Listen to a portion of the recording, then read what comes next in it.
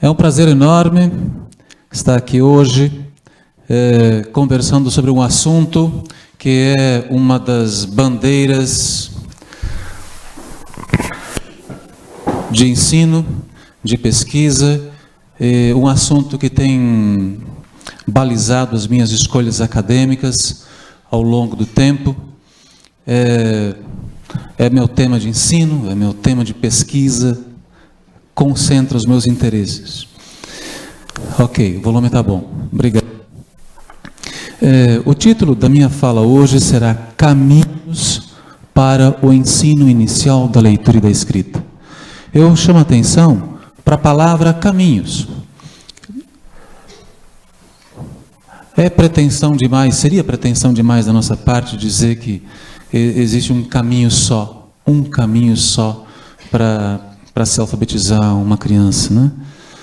Isso não estaria de acordo nem com o que as neurociências têm mostrado, né? Contudo, não dá para abrir mão, no meu entendimento, de alguns fundamentos, com os quais eu vou trabalhar nessa fala. Eu acho que duas questões são interessantes, primeiramente. Primeiro, é necessário reconhecer que o cenário, no que diz respeito à alfabetização na nossa região, é calamitoso. Nós precisamos melhorar a qualidade do ensino.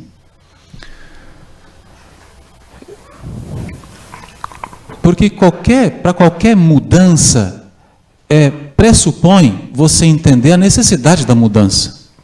Se nós não considerarmos que é necessário melhorar na alfabetização, a alfabetização não vai melhorar. Quer dizer, nossas práticas não vão mudar. Então, acho que esse é um imperativo. Nós reconhecermos que é necessário refletirmos sobre o que a gente está fazendo como condição para a mudança.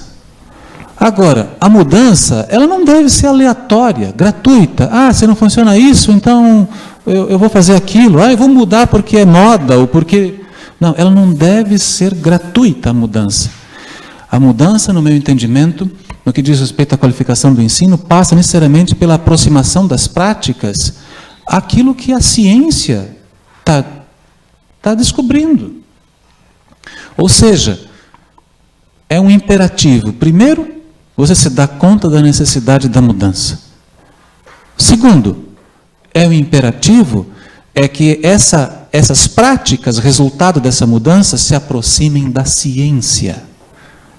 Tem que necessariamente passar por aí. Eu tenho percebido que, no que diz respeito ao cenário, 1 em cada 3 crianças chega no final do 3º ano da alfabetização sem saber ler e escrever. Ela não sabe ler autonomamente, sem ajuda, nem decodificar. É um cenário preocupante. O INAF, que é o Instituto Nacional de Alfabetismo Funcional, coordenado por Oswaldo Montenegro, também traz algumas coisas intrigantes. 26% apenas dos brasileiros entre 15 e 64 anos são plenamente alfabetizados. 26. 1 em cada 4 é plenamente alfabetizado. 38% dos brasileiros com nível superior não são plenamente alfabetizados. Então, há uma discussão aqui da reforma do ensino médio. Falamos muito no final do ano passado, agora essa reforma do ensino médio deu lugar a essa bagunça política que nós estamos vivendo, né?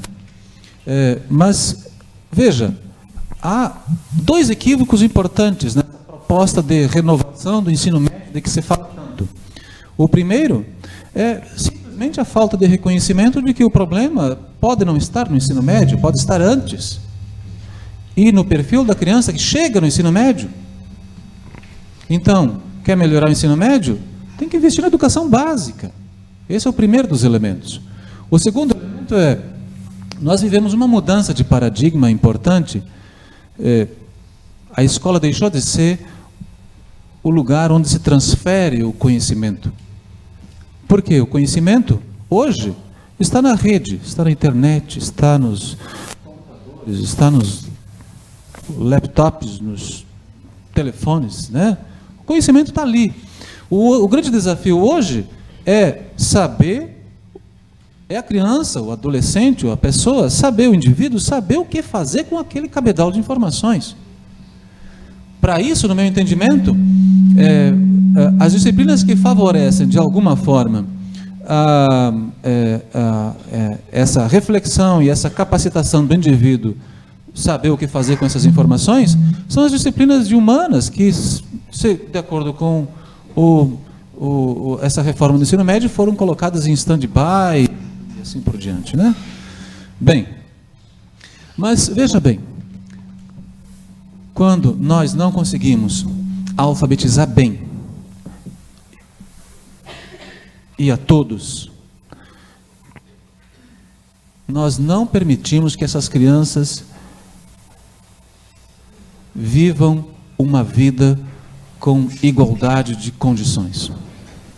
Tudo bem que igualdade de condições é uma utopia, né? É uma utopia, mas convenhamos, esse abismo que existe entre quem estuda, quem nasce num lugar privilegiado, estuda numa escola particular, né? E entre quem nasce numa periferia, estuda numa escola pública, esse abismo é muito grande. É muito grande. E, gente, modéstia à parte, nós, palestrantes de hoje, e nós temos elementos que podem melhorar e qualificar esse ensino. Nós temos elementos. Então, é possível mudar esse cenário que a gente está vivendo? Sim, é possível. Bom, para isso, eu trago hoje, muito sucintamente, elementos de 4 pesquisadores que eu coloco como referência para a gente, que são minhas referências de pesquisadores, e eu gostaria muito que fossem referências de vocês que também pesquisam e ensinam. Quais são essas referências? A primeira delas que eu coloco é a professora Leonor Sclier Cabral, professora da Federal de Santa Catarina, é uma psicolinguista, coordenou a psicolinguística no mundo, é uma das poucas pesquisadoras brasileiras em alfabetização conhecidas fora do país. Ela, daqui uns dias, publica um artigo numa revista importante. Outra referência que eu coloco é Magda Soares, aqui do nosso lado, né, da Federal de Minas Gerais. Ela é uma especialista em alfabetização e letramento. Ela recebeu, o ano passado, retrasado, um dos prêmios mais importantes desse país, e também é uma das minhas referências e, quiçá, daqui para frente também referência de vocês. Advindos das neurociências, que é onde repousam muito das minhas leituras, das minhas escolhas, Stanislas Dehaene é um neurocientista que, de fato, merece o status de referência quando se pesquisa alfabetização, processamento da leitura no cérebro, e assim por diante. Em 2012, ele publicou um livro, Neurônios da Leitura, considerado o livro científico do ano. A professora Magda Soares também publicou um livro importante, saiu esse ano, Alfabetização, a questão dos métodos. Uma outra referência que é minha e eu também gostaria que fosse de vocês é desse cara aqui, José Moraes. Ele é um neurocientista da Universidade de Bruxelas e é um dos pioneiros da chamada ciência da leitura, da qual o Dehaene faz parte. Ele publicou esse livro aqui há algum tempo, Alfabetizar para a Democracia. Alfabetizar para a democracia.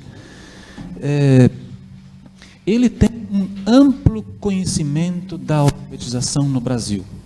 Ele já veio para dezenas de eventos aqui no país, do Fórum Mundial de Dislexia em Belo Horizonte, em 2014, nas jornadas de alfabetização que eu acompanho, ele está sempre presente. Então, é uma pessoa que tem um profundo conhecimento acerca da alfabetização no país. Ele escreveu essa edição aqui, ó, Alfabetizar para a Democracia, quer dizer, a democracia é uma utopia, no fundo, a democracia plena, em que o povo tem vez, voz e assim por diante, né? E ele coloca como condição para essa democracia a alfabetização. A alfabetização. Mas ele fez uma revisão, uma edição especial para o público brasileiro. E olha o que ele diz. A alfabetização no Brasil vai mal. Está doente. Precisa urgentemente de medicina apropriada. Não porque os alfabetizadores não queiram, mas porque não podem.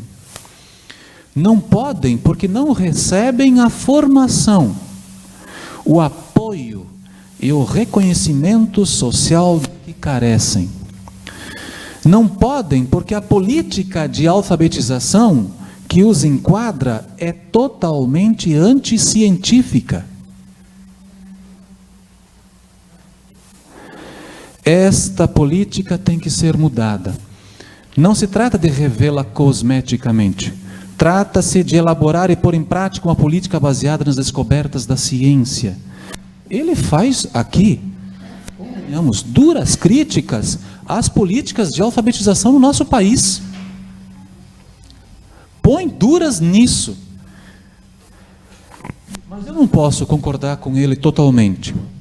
Veja, há agora uma discussão da Base Nacional Comum Curricular. No meu entendimento, essa base curricular traz elementos importantes. Vejam aqui, ó, distinguir letras do alfabeto de outros sinais gráficos, segmentar oralmente palavras em sílabas, ou seja, há, do meu ponto de vista, uma aproximação de muitas dessas habilidades da Base Nacional Comum Curricular, há uma aproximação importante com a ciência, com descobertas científicas. É claro que também que há algumas limitações. Veja, olhem só, nomear as letras do alfabeto, recitar o alfabeto na ordem das letras, escrever as letras do alfabeto em respostas ao nome da letra. Ou seja, isso sugere que o professor tenha que ensinar o sistema de escrita pelo nome da letra. Poxa la vida!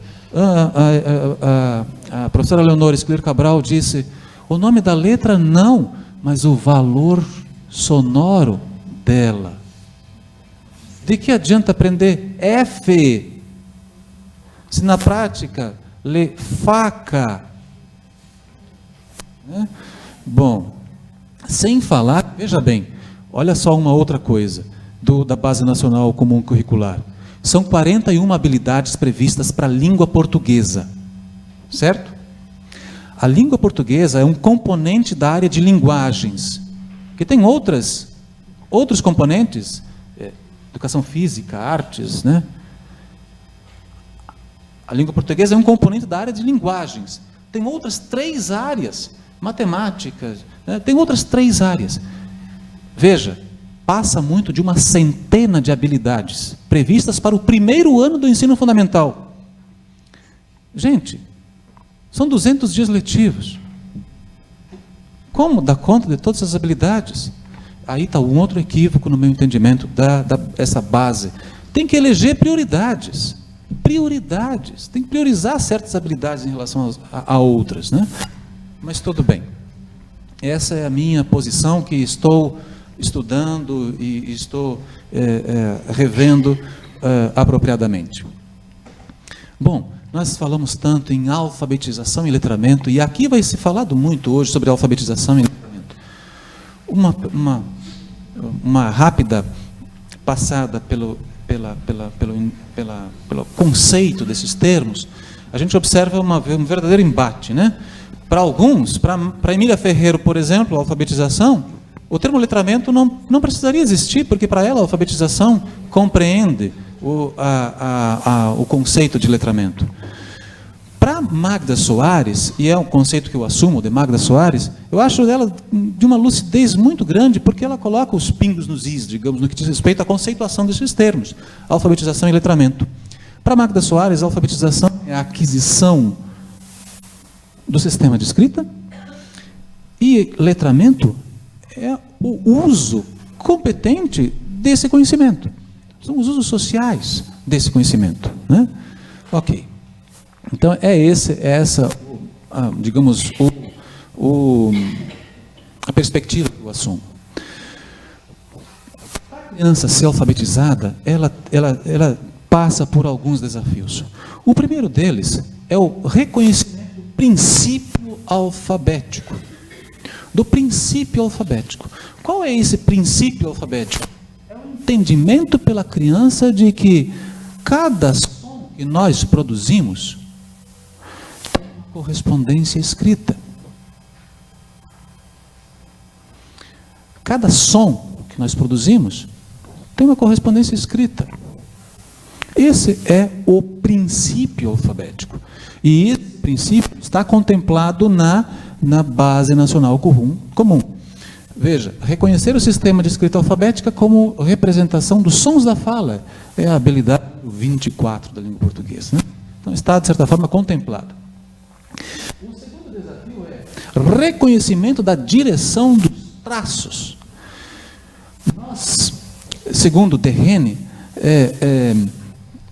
em várias citações que vocês podem ver aí, o nosso aparato biológico do cérebro não evoluiu para distinguir a orientação dos traços.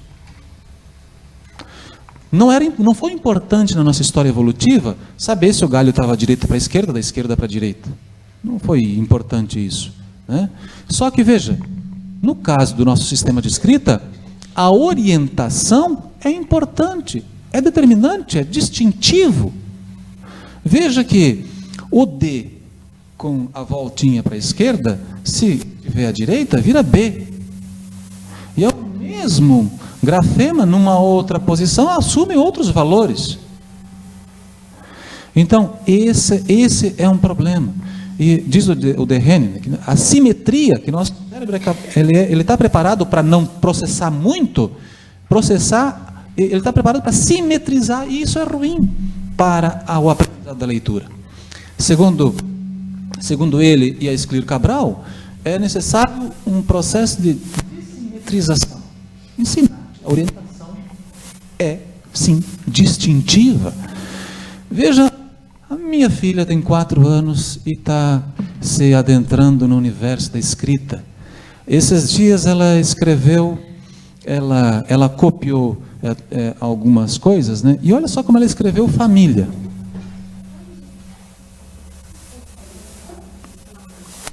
Espelhado.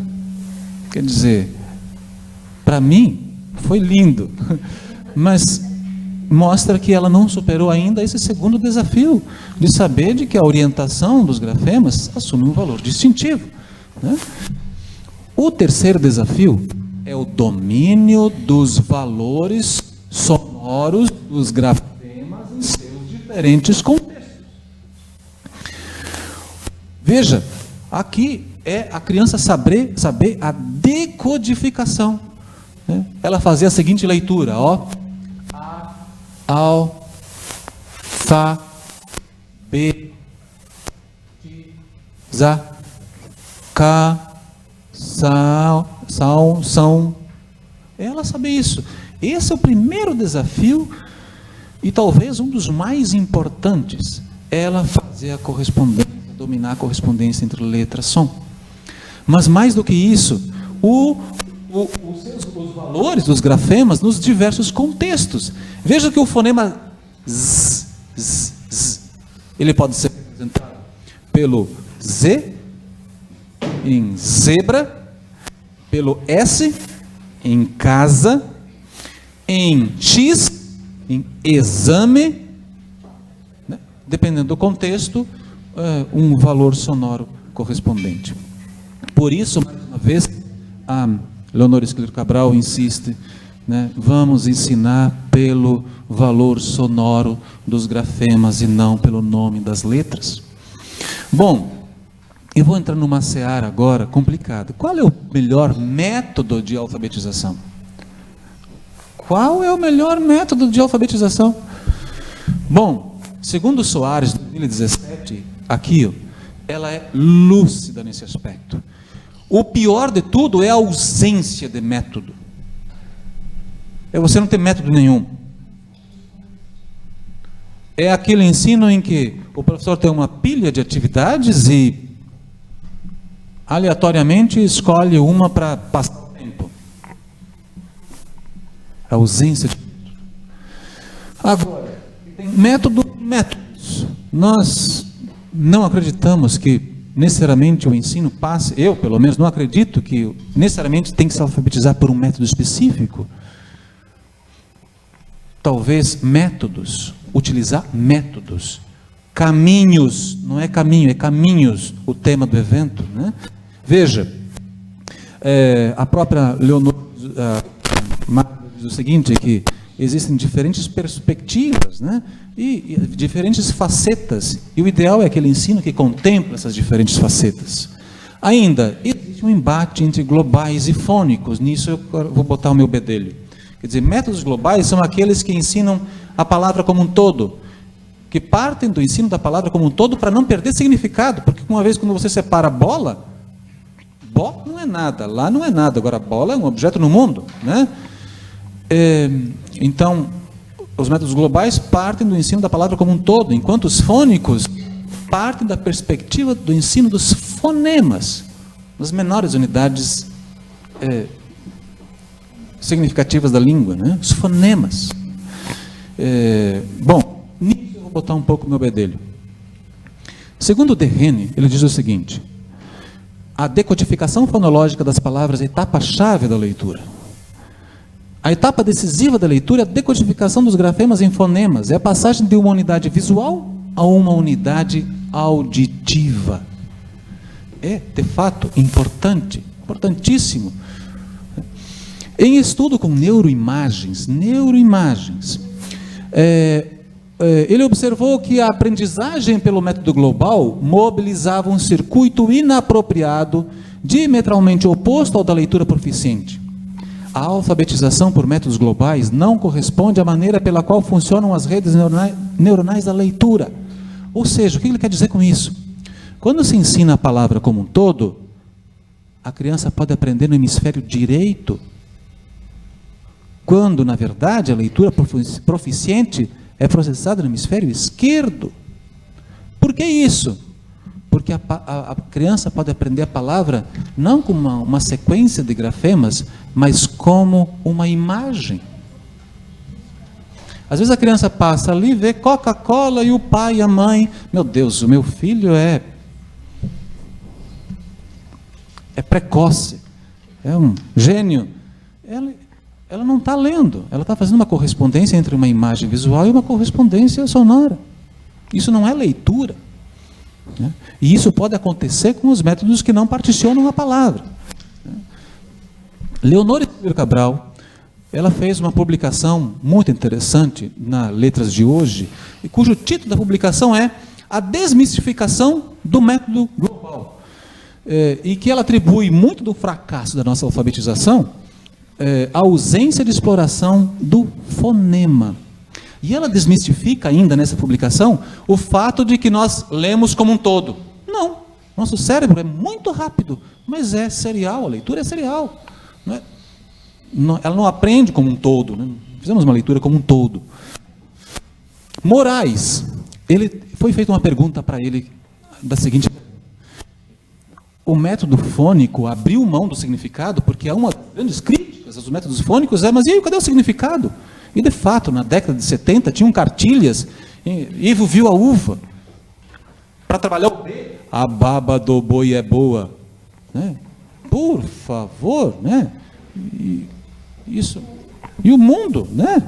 E o mundo. Bom, Olha o que ele diz acerca da crítica dos métodos fônicos a essa pergunta aí. Será que o método fônico abriu mão do significado? Olha o que ele responde. É uma estranha acusação. Porque os adeptos do método fônico nunca defendem isso, de que o ensino deve ser distanciado do significado. É importante que os alunos entenderem o sentido das palavras que aprendem. Hoje, o entendimento de métodos fônicos hoje está muito distante daquilo que da década de 70. O ensino que parte do fonema não precisa estar distante da palavra e nem se dar por meio de uma linguagem artificializada, fora de significado. E a Magda Soares muito lucidamente coloca isso, né? Que é o alfabetizar letrando. Alfabetizar, é possível alfabetizar em contexto de significado, em contexto de letramento. É possível associar as duas coisas. Pergunta, outra questão importante. Ensinar explicitamente o sistema de escrita ou a criança aprende naturalmente? Bem, as referências que eu trago hoje dizem o seguinte: a fala a gente adquire naturalmente, porque nós fomos preparados biologicamente para isso. Nós adquirimos fala. Basta colocar a criança numa comunidade de falantes que ela adquire a língua, porque ela tem um aparato biológico para adquirir aquela língua. A escrita, por outro lado, é uma invenção cultural e recente na história da nossa espécie. A escrita foi inventada há pouco mais de 5.000 anos. E se formos ver na prática, os nossos avós, bisavós eram analfabetos. Ou seja, então não houve tempo para o cérebro se adaptar à escrita. Por isso a escrita ela não é aquisição, ela tem que ter, ela acontece por meio de aprendizado, que pressupõe ensino. Então, tem que ensinar explicitamente a escrita? Sim. Agora, veja bem, Heber, e tem outro estudo aí também, que mostram o seguinte, e isso o construtivismo trouxe isso muito claro para a gente. Existe a propriedade humana de abstração das regularidades do ambiente. Existe essa propriedade humana, isso funciona no nosso cérebro, abstrai regularidades do input que recebe. A minha filha, por exemplo, adquirindo a fala, ela faz essas regularizações lindas, né? Como é que é? Eu sabo. Mas, meu Deus, é estranho, ninguém ensina isso para ela. Mas veja, eu corro, eu como, então eu sabo. Quer dizer, é uma regularização que ela faz, é uma propriedade humana essa, de abstrair regularidades do ambiente, né? Contudo, veja o que o Derrene diz: a simples exposição às palavras escritas, sem aprendizagem explícita das correspondências grafema-fonema, nem sempre é suficiente para a descoberta das regularidades da ortografia. Por quê? Porque a escrita, gente, é talvez o elemento cultural mais complexo que nós temos. Há uma complexidade em vários níveis da língua, no nível fonético, fonológico, sintático, semântico, pragmático. A escrita é complexa. Veja que no nível fonético, fonológico, há estruturas que existem e estruturas que não existem, que não são possíveis, que a língua não permite. Bom, então vamos lá. José Moraes, então, acerca desse aspecto, diz o seguinte: a fala é natural, a escrita, não. A falta de ensino explícito é prejudicial, especialmente aos mais pobres. Gente, e por que ele diz isso? Porque normalmente a criança que vive numa família mais abastada é uma criança que tem acesso a material escrito, em que os pais contam histórias, compram livros, estimulam a escrita. Ela chega à escola praticamente alfabetizada, mas não é essa a realidade da maior parte das nossas crianças, em que os pais, os recursos da família são para subsistência, não dá para comprar um livro. Então, por isso o Moraes diz, a falta de ensino é prejudicial, especialmente aos mais pobres. Magda Soares,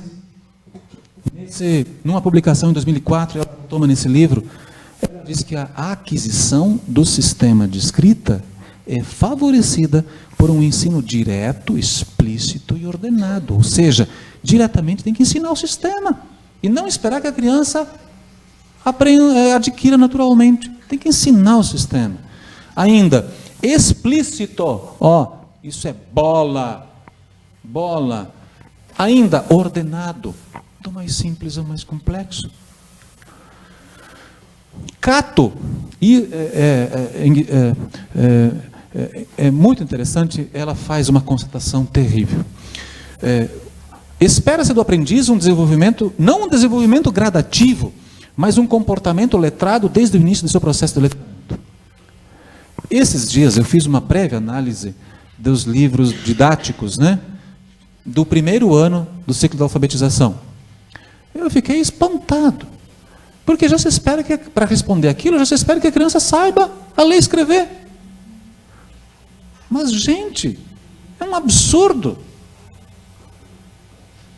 E essa constatação a Cato fez.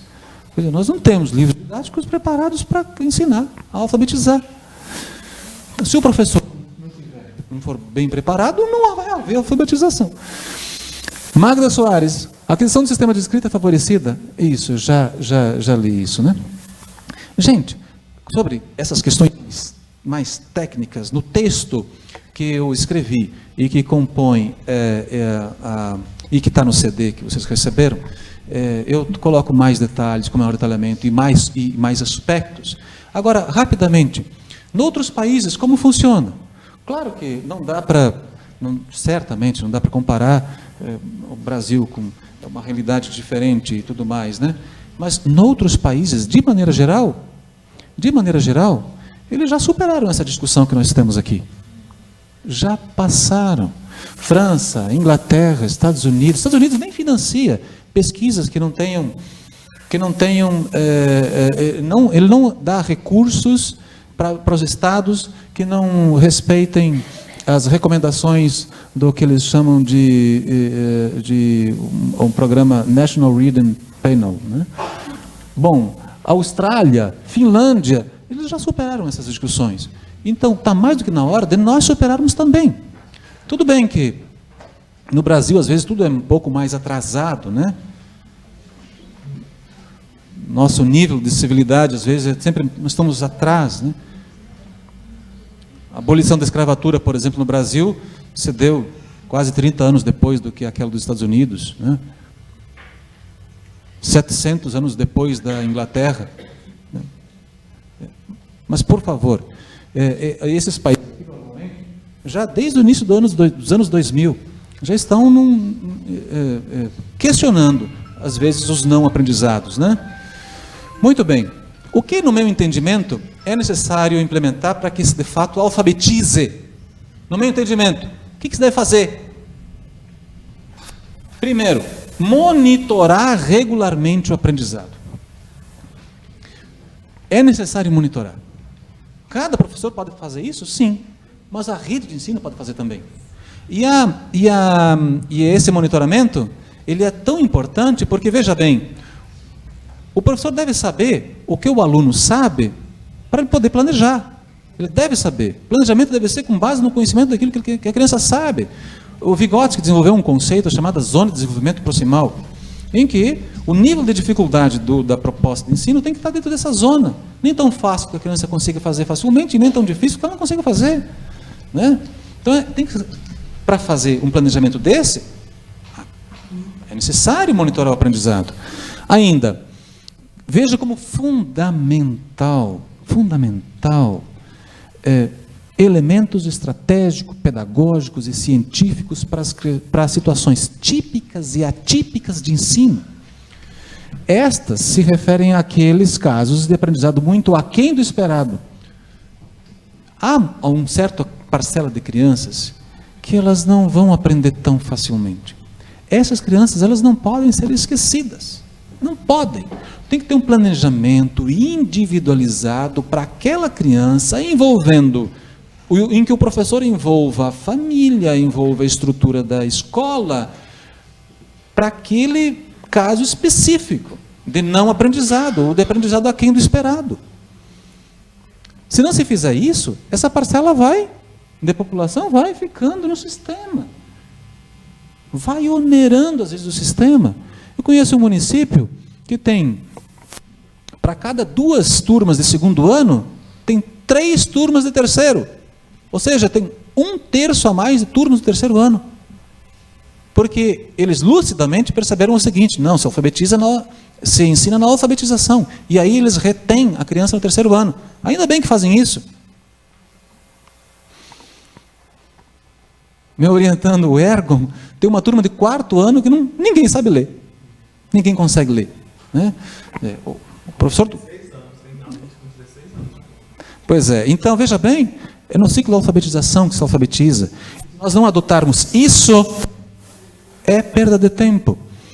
Ainda, para aquelas crianças com muito aquém do esperado, o professor deve ter ferramentas. Pode ser ferramentas tecnológicas ou não. Né?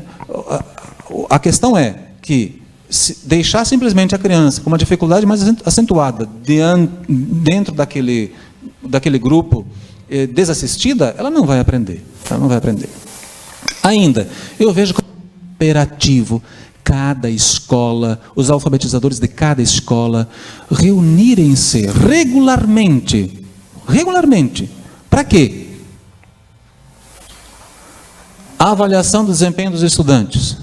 Sim, o professor dizer, olha, com esse eu estou tendo dificuldade, com esse aqui ele está assim, esse está assado, né? Consegui sucesso com esses. Socialização de práticas bem-sucedidas. Bom, aí o outro professor diz, olha, eu tenho essa situação, já tive essa situação, mas eu fui bem-sucedido fazendo isso. Tem que trocar informações dos professores e alfabetizadores das escolas. Ainda, leitura de textos de divulgação científica. Gente, é necessário se aproximar da ciência. Se as práticas de alfabetização não se aproximarem da ciência, elas serão ineficazes. Então, ler textos de divulgação científica acerca do assunto é um imperativo. Ainda, planejamento de ensino. Gente, se nós não planejarmos, não vamos chegar a lugar nenhum. É necessário planejamento. Planejamento é uma condição, assim como a avaliação. Se não fizermos isso, essa parcela de crianças que tiver essas dificuldades mais acentuadas vão ter que jogar nesse sentido, de baixo para cima. Muito obrigado.